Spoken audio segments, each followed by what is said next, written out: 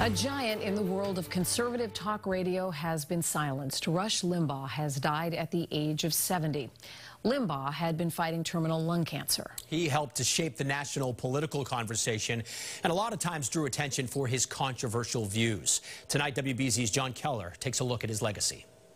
Welcome to the Rush Limbaugh program. He was a master of his medium, fusing humor and storytelling skill with right-wing politics to build an unmatched radio talk empire. Have we got fun in store for you today? The Rush Limbaugh Show drew millions of listeners known as ditto heads, some of whom ate lunch in so-called rush rooms, where his show was piped in.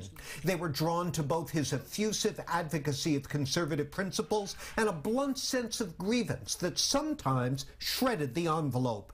This was his 2006 take on actor Michael J. Fox's affliction with Parkinson's disease. In this commercial, he is exaggerating. In 2012, he referred to a Georgetown law student as a slut and a feminazi for backing insurance coverage for contraceptives, apologizing later when advertisers fled. Limbaugh also promoted the false birther theory that President Obama wasn't born here, and he was no stranger to racist remarks. But his clout was undeniable. The first President Bush once personally carried Limbaugh's bag into the White House for an overnight stay. He is the greatest fighter and winner that you will ever meet. Limbaugh's cancer diagnosis prompted President Trump to award him the nation's highest civilian honor, in part an acknowledgement that Limbaugh's fusion of showbiz, politics, and resentment had paved the way for Trump's rise. His response to critics who labeled him the most dangerous man in America?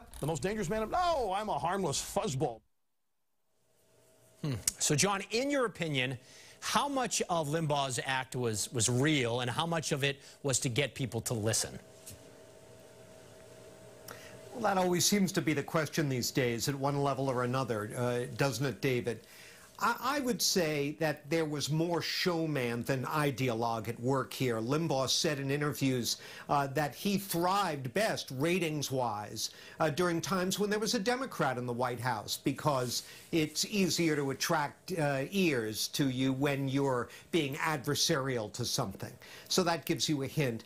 I think the bottom line on how he's going to be remembered by the public is, if you liked Donald Trump, what he stood for, the kind of politics he practiced, you owe a lot to Rush Limbaugh. If you didn't, perhaps you'll have less rosy memories. David? I think he's one of those individuals where everyone felt something when they heard his name and when they heard his show. No question about that. John Keller, thank you so much. We appreciate your insight. Lisa, over to you.